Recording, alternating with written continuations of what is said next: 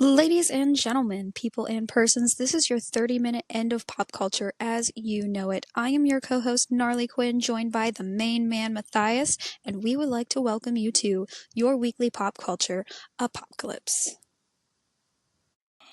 Hey, Matthias, what do you got for me today?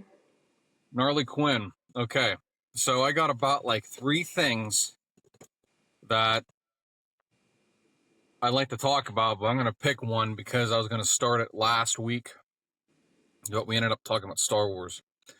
So, I'd like to talk about probably not just one of the greatest cartoons ever, but probably one of the greatest shows ever, and still probably the reigning champ, is Avatar: The Last Airbender.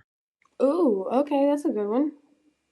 I feel when it comes to plot, the theme, the setting, the story, the character development, I have yet to see a show reach that pinnacle of perfection without it being like, is it the perfect show? No, but it's close. It's literally like anybody can watch it. Like there's no, like any age. Like I could have my kids, they could watch it right now if they wanted to. And like even my wife, which she's probably never heard of it before, but I guarantee you she'll probably find something in that would be relatable, because it is a very relatable show. Like, I'm going to talk about the elephant in the room. He's not my favorite character, but I'd say he's arguably the best character in that show. And yes, I'm talking about Zuko. I have not yet. That is one of the best character development stories I've ever seen. Like, it's so relatable, and it's crazy. Like it's almost like they could have made him the main character. I was just and it gonna would have been say, still a fantastic show. I think they did a good job with how dynamic they made him. He wasn't just a static character that stayed in one lane. He developed throughout the whole series. And don't get me wrong, I didn't sit down and I didn't actually watch like from start to finish. I haven't watched every single episode. But just from what I've seen from the episodes that I have watched, because I remember when it was still on, what was it? Was it Cartoon Network, was it? Nickelodeon. Nickelodeon, that's what it was. I couldn't remember which one, but it was always Cartoon Network or Nickelodeon. But I would sit down and I'd watch it on Nickelodeon just because it was there. And just from what I've seen from all the episodes, there was still so much development. I mean, you're right. Like, it's funny. I think we're on vacation when that show came out. And I was a huge Cartoon Network kid. Like, I had to pick from that or Disney Channel or Nickelodeon. And I actually probably I chose Cartoon Network the most because that's back when the cartoons were fantastic. I'm not so sure about now. Nothing really appeals to me. But my point is, I remember we came back from Florida, and I can't remember what month it was. I think it was 2000. Now I got to look that up. Was it 04? Did that show start? I don't know. But I remember, well, it was before I moved, so it would have had been before 2005. Anyway, remember, it was a Saturday morning or something, and that's back when Saturday morning cartoons were God. Like, I tell my girls, I'm like, you girls don't understand. You don't understand. Back then, you had to be there at 9 in the morning on a Saturday if you wanted to watch Batman or Superman or Pokemon, or you had to be there.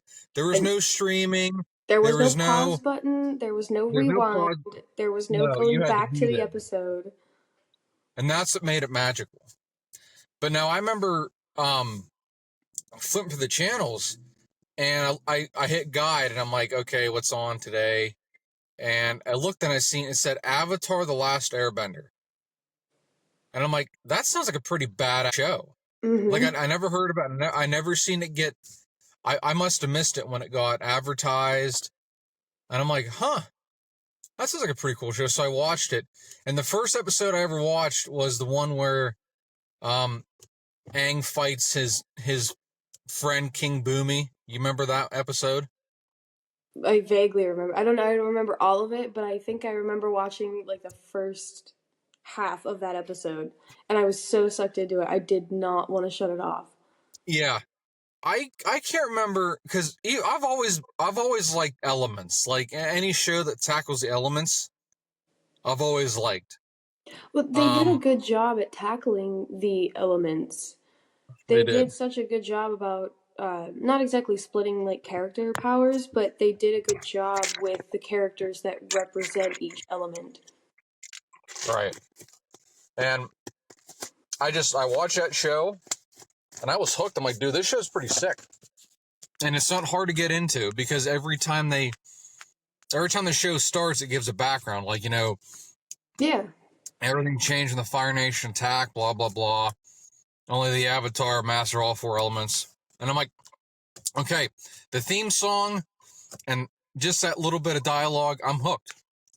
But I feel like even when it comes to like antagonist, Mm-hmm.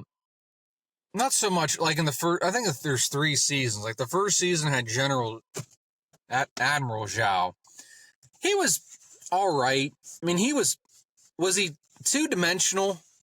No, but like he wasn't very memorable, I think. But on season 2 and on, actually the whole series, the Fire Lord's the main bad guy, and he is the main bad guy. The main antagonist, but the best antagonist is hands down Azula. I agree with you. So it's like so manipulative, and she's cunning she's so cunning, and she's almost likable. She's that bad guy that you love to love. You know what I mean? You hate to love, yes. Yeah, yes. I'm sorry. Yeah, you hate to love. Yep, I'm sorry Yeah, about yeah. It's because just it plays on both of not just to the story, but as the viewer, it plays on your emotions where you don't want to like the villain, but you do, and it kind of messes with your mind a little bit, but at the same time, it makes for such a good story, and also the yeah, development of that story too. You can kind of tell they were after the first couple seasons, they were kind of feeling everything out, and then it's like they had all of these brand new yeah, ideas, and then it just culminated into such a great season. yeah. I see. I never seen. I guess they made a live action Netflix show. I've yet to watch it because I have like no time. But I hear it's decent. I watched the newest movie that they had put out. I Okay. don't know if you watched that one or not, but I watched the newest movie that they had put out, and honestly, it was pretty good. They did a really good job of mixing the cartoon aspect into the real life aspect of it. So I could see Mm-hmm. how some people didn't like it just because it was more cartoon esque, but with real life people. So I can understand how that didn't appeal to somebody, but as somebody who actually did watch the cartoons, it was appealing to me in that sense. Just because it was so Mm-hmm. similar, like, and it wasn't even so much the effects too. Some of the like the way the characters talked, the way the characters acted, they did a really good job of portraying the cartoon aspect of Avatar: The Last Airbender. Yeah. And then as for characters, like I say, I take nothing from Aang. I mean, Aang's a really good protagonist. Mm-hmm. But like the other character, that Honestly, she could probably do her own spin-off show, and it would do well. Was Toph. Oh, really? You know, talking about the blind Earthbender. Yeah, I see where you're coming from with that. I do. I She think has so much character. she cracks me up. yeah, I never thought about that before. I think the more I think about it, the more maybe she did have maybe there was more character that Yeah. they obviously wanted to include in that, but they didn't want to like flip the protagonist or the main character of the Yeah. show, so they kind of It made her supporting character still. with the characters they made, you almost have to be careful that they don't overshadow the main character, because he has his trials and tribulations too.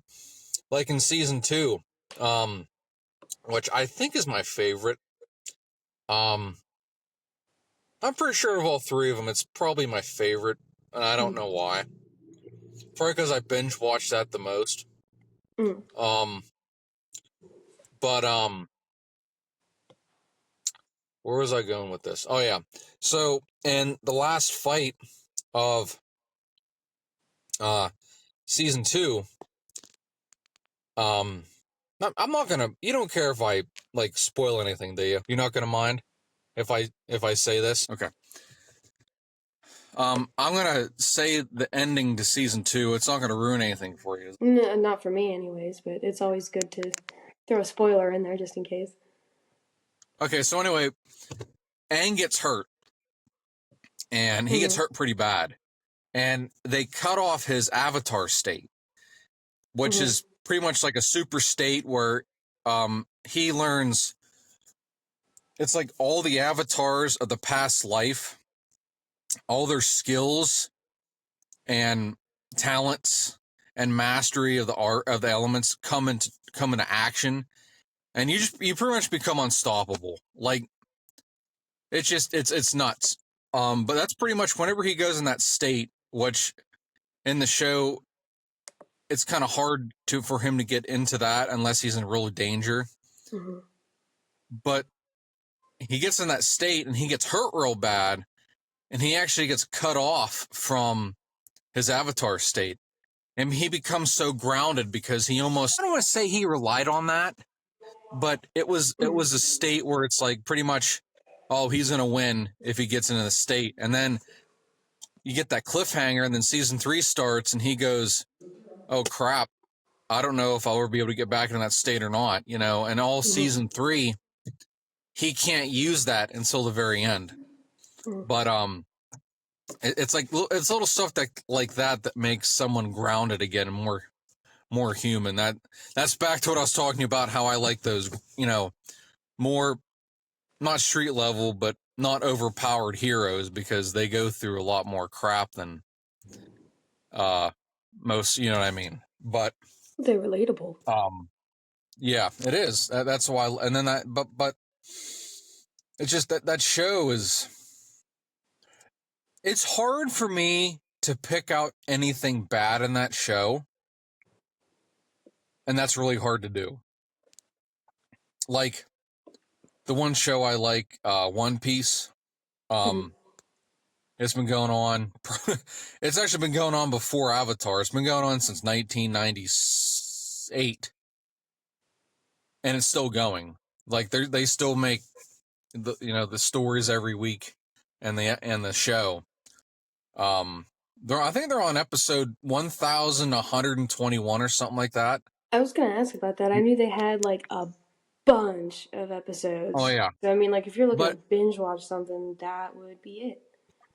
yes, but even that show that I love so much, it has its flaws. It has a really bad pacing problem. But I get why, because author loves his job so much that he loves telling the story, in his own pace. So you enjoy it as much as he does. And it does get trialing after a while. It gets very tenacious, but if you hold on, it's awesome. And then other shows like, I don't know. Let me think about this. Like Thundercats. I don't know if you ever watched that show. I Um, remember just a little bit of Thundercats. I don't remember all of it, but I remember just a little bit of it. like if you're talking about the original or the remake, the original, not just the animation, but the story it's somewhat cheesy. Mm-hmm. And then the remake, actually the remake they did in like 2011 was really good. Oh. They had some issues with some of the choices they did, but I guess it didn't really get a big following like it was planned and they canceled it.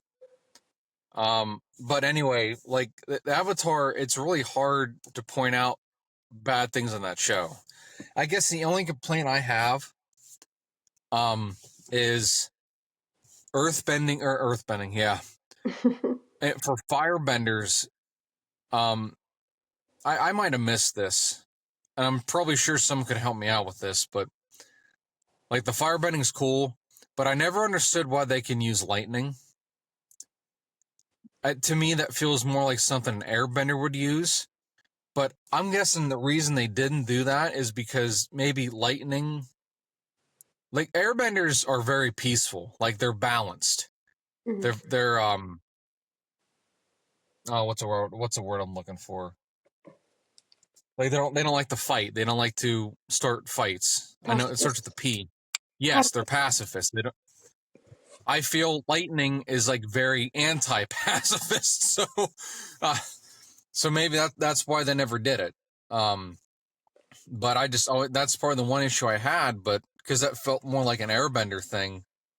But maybe they just kept it like that because maybe they thought, lightning bending was too violent for airbender. I don't know. That's just my guess. But But that and but no. I think the other thing too is I actually just had to look this up because I got curious about it. Whenever you said that, I kind of understood why they chose that.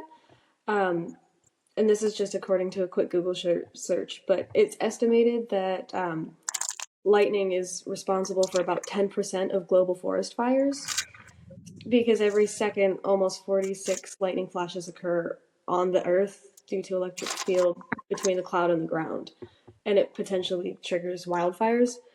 So I think maybe that's where they were going with it. Obviously, since they were able to use fire and bend fire, that would be a part of what they could use too, which Okay. makes sense to me.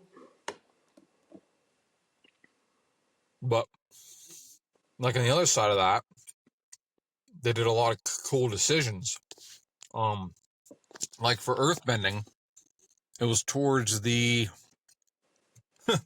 final season of that second season. It was toward the end, which that's why I like it. Toph gets captured, and she sees through earthbending, which that's a really cool trait. Mm-hmm. And she literally invented metal bending on the fly. Yeah, I don't know where they're doing this. I think was it a backstory? Mm-hmm. I think Aang was getting trained by somebody, and they're talking about how like metal has a lot of like earth elements in it, and if Mm-hmm. someone could try, they could do it. Mm-hmm. And then coincidentally, er, uh, Toph's in this metal cell and she can't bend. So she starts like touching the sides of the metal and she's like, holy, wait a minute. There's earth in this metal. So she, on the fly, invents metal bending and it's just, oh, that's awesome. Well, because you could tell, like, she put two and two together at that moment, and she's Yeah. like, wait a second, where did this metal come from? Oh, Oh, yeah, yeah. the Earth. Yeah, she's phenomenal bender. And then now I love Avatar Last Airbender, but I haven't watched the whole thing of that Avatar Legend of Korra. I haven't I think watched. I watched. You haven't watched it yet either. Mm-mm. So I think I watched the first two seasons, and it's really when I don't want to say a spin-off, but like a continuation happens, I try not to compare it to the original source because that's a really tough mountain to climb. But on its own, it's a pretty good show. And I can't remember what. Yeah, oh yeah, I'd recommend it. And I can't remember what season it was, but one character started a lava bend. It's just, yeah, they just started lava bending.